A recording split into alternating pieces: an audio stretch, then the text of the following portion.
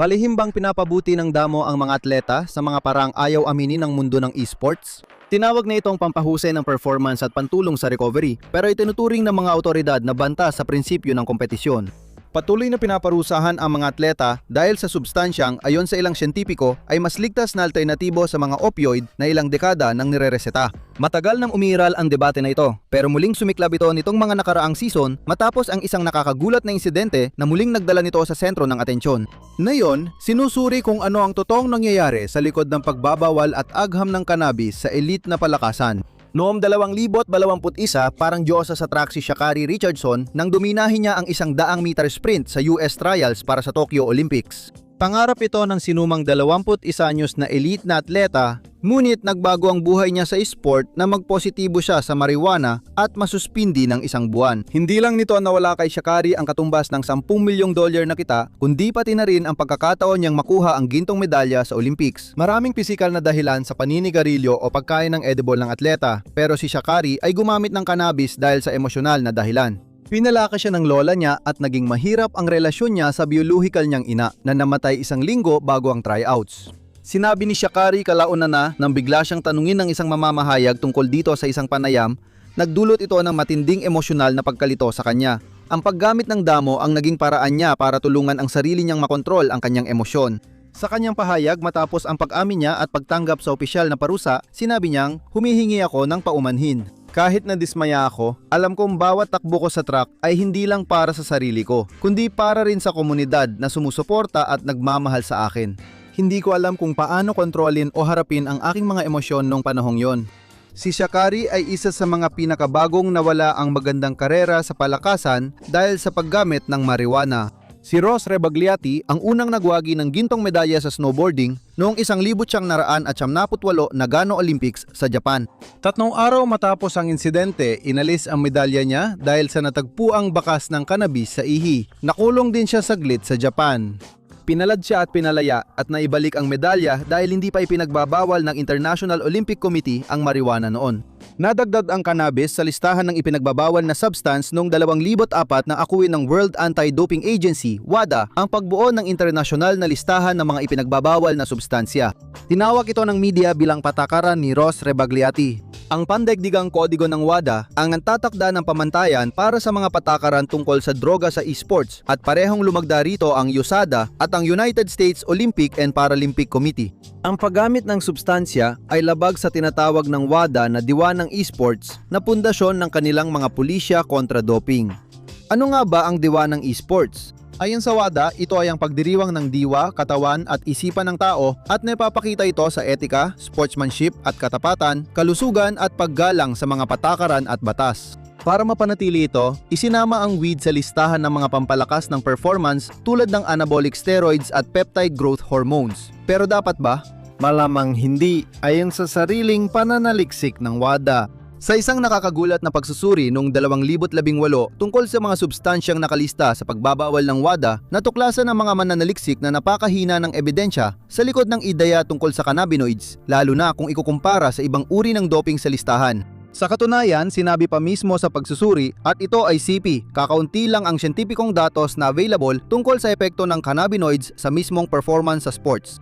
Walang ebidensya na nagpapalakas ng performance ang cannabinoids. Ayon sa pag-aaral, baka mas maliit pa ang maitulong ng marijuana sa performance kaysa sa pag-inom ng isang malaking lata ng Monster Energy drink bago ang karera.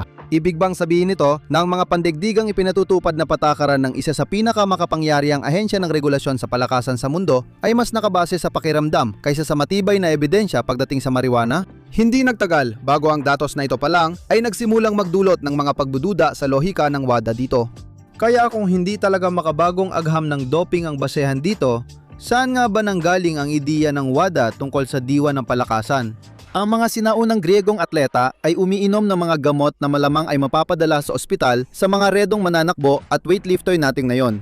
Ang salitang doping ay mula sa Dutch na doop, isang uri ng malapot na katas ng opyo na hindi raw masawaan ng mga sinaunang Griego.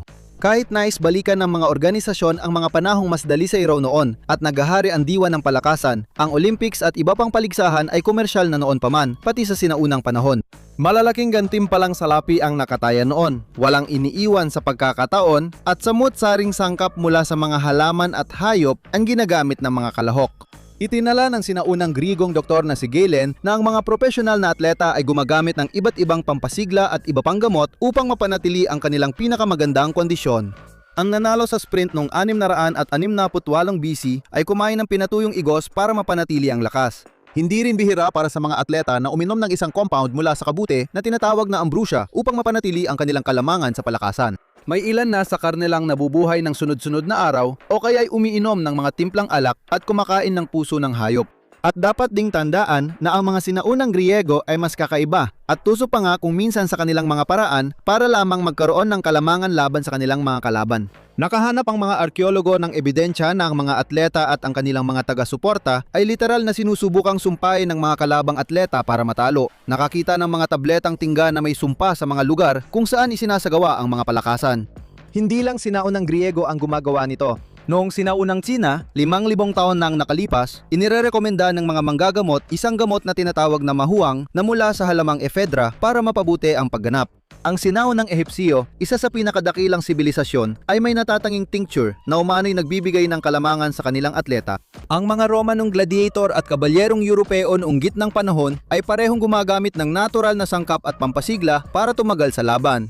Sinasabing umiinom ang mga Viking berserker ng hallucinogenic na timpla para mapasok ang berserker gang, isang marahas na trance na kayang pumatay ng kahit sino. At nagpatuloy ang lahat ng ito hanggang noong ika-19 na siglo kung kailan naging mas kilala na ang mga pangalan ng mga droga. Upang mangibabaw sa matinding kompetisyon ng long-distance cycling, gumagamit ang mga siklista ng heroin, cocaine, strychnine at asukal na binabad sa ether, isang nakamamatay na timpla kung magkamali sa dosis. Ngunit wala rito ang lumabag sa mga patakaran.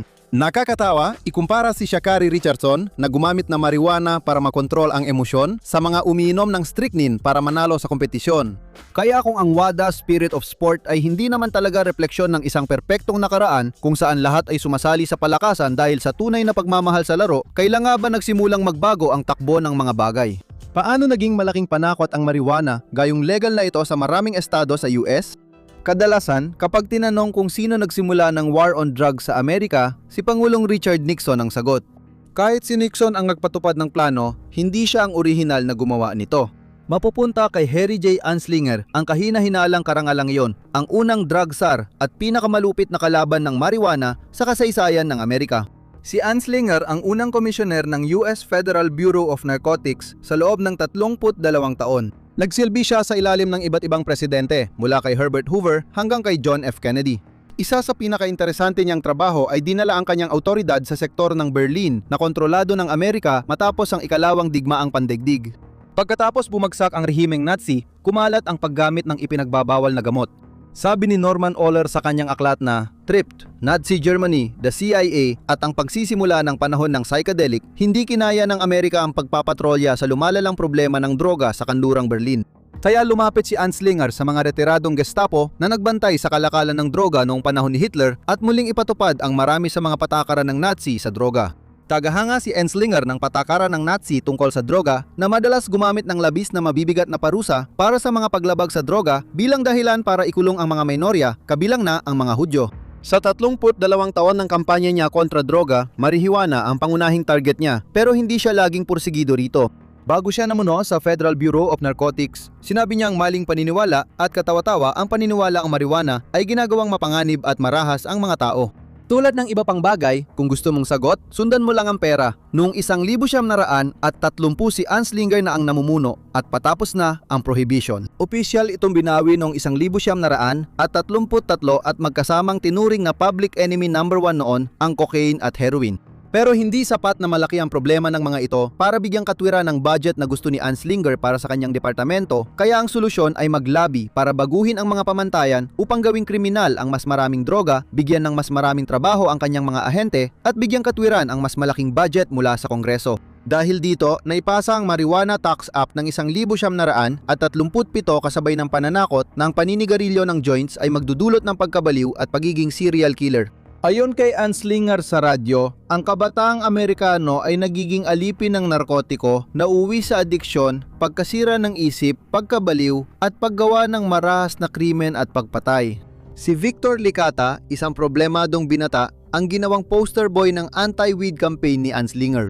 Tinagurian siyang Dream Slayer matapos patayin ang pamilya niya gamit ang palakol noong 1933.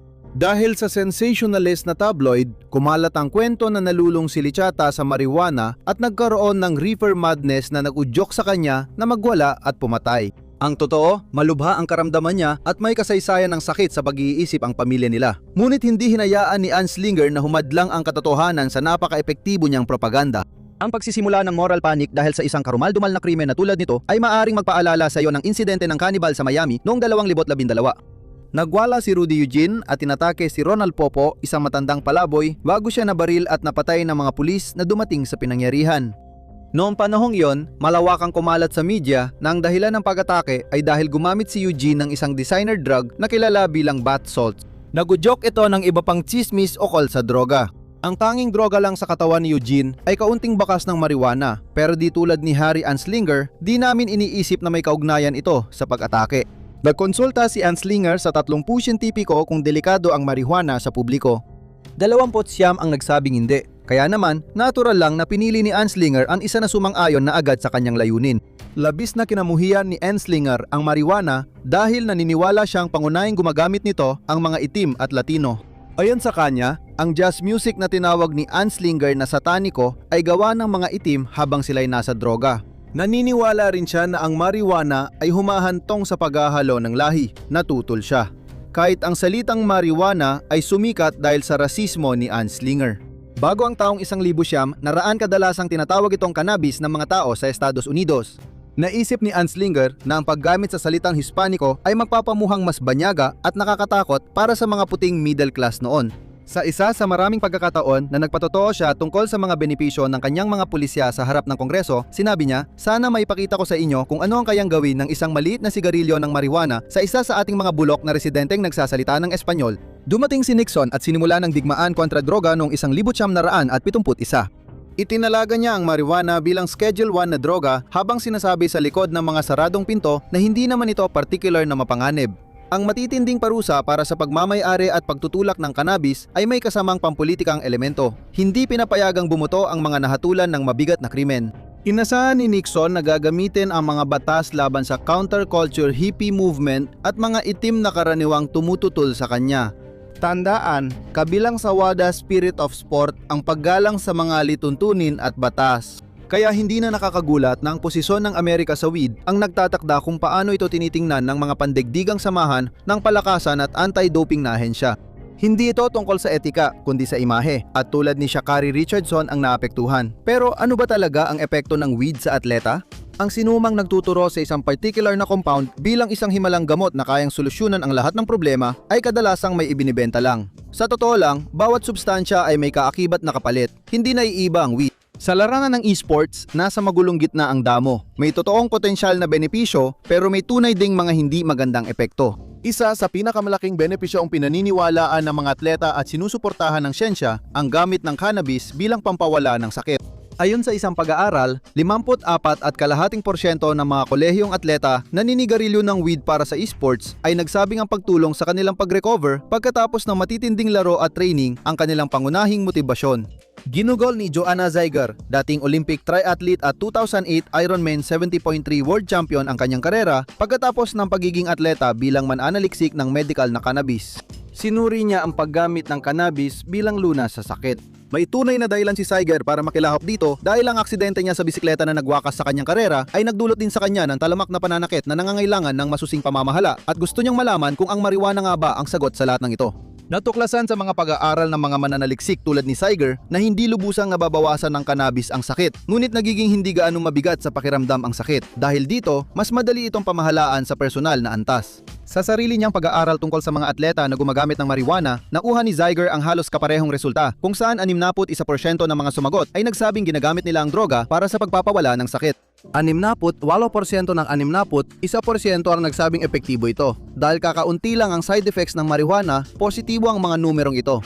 Pero ang isa pang malaking benepisyo ng paggamit ng cannabis para sa mga atleta ay ang epekto nito sa pag-iisip. Tanungin mo ang kahit sinong elite atleta, sasabihin nilang kalahati ng laro, laban man sa iba o sa mga limitasyon ng sarili mong katawan ay napapanalunan o natatalo sa isipan. Ayon sa isang pag-aaral na inilatala sa Journal of Sports Medicine, natuklasan na ang paggamit ng cannabis bago mag-ersisyo ay nagpapataas ng positibong mood at kasiyahan habang nag-ersisyo. Tulad ng cannabis na di kayang alisin ang sakit o gawing mas magaling kang runner, pero makakatulong ito para mas mapakinabangan mo ang pagtakbo. Malaki ang pagkakaiba-iba ng epekto nito, depende sa dosis at tindi ng paggamit. Pero para sa maraming tao, ang anti-anxiety na epekto nito ay nakakatulong para mabawasan ang bigat ng pagsisikap. Pwedeng gumaan ang pakiramdam ng endurance kahit pareho ang hirap. Pero sa performance sa track o field, pinakamalinaw itong sinabi ng headline ng New York Times. Walang ebidensya sa agam na nakakatulong ang marijuana sa performance ng atleta. Pagdating sa panandaliang paghina nito sa pinakamataas na antas ng pagsisikap at koordinasyon at sa pangmatagalang panganib nito sa kalusugan ng baga kapag hinihitit, malinaw na hindi maikukumpara ang weed sa mga stimulant o steroid. Kaya saan na tayo ngayon? Gusto man o hindi ng mga namumunong ahensya sa mundo, parami ng parami ang mga nangunggunang atleta na gumagamit ng weed. Ayon sa sarili nilang mga karanasan, nakakatulong ito sa kanila na maglaro ng mas magaling. Si Matt Barnes, NBA champion noong 2017 sa Golden State Warriors at 14 na taong pro player, ay nagsabing lahat ng pinakamagagaling niyang laro ay nakamedicate siya.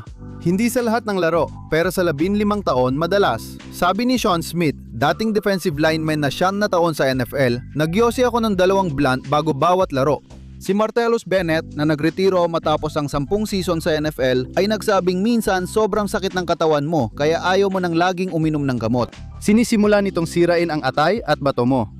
At tao ang gumawa niyan. Ang Diyos ang lumikha ng weed. Kung nakakatulong ang weed para mabawasan ang sakit mo at manatiling kalmado ka habang parang kinakain ka ng nervyos mo, talagang nakakasama ba ito sa laro ng kahit sino? Kung ito ay performance enhancement, kailan natin masasabi na ang creatine shakes, cryotherapy at masahe ay ganun din? Sa isang banda, hindi ba mas mabuti kung mag-relax na lang ang mga organisasyon tulad ng WADA? Kaya ano nga ba talaga ang nangyayari kapag gumamit ka ng cannabis? Alamin kung ano ang nangyayari sa katawan mo kapag naninigarilyo ng marijuana o panoorin mo ito.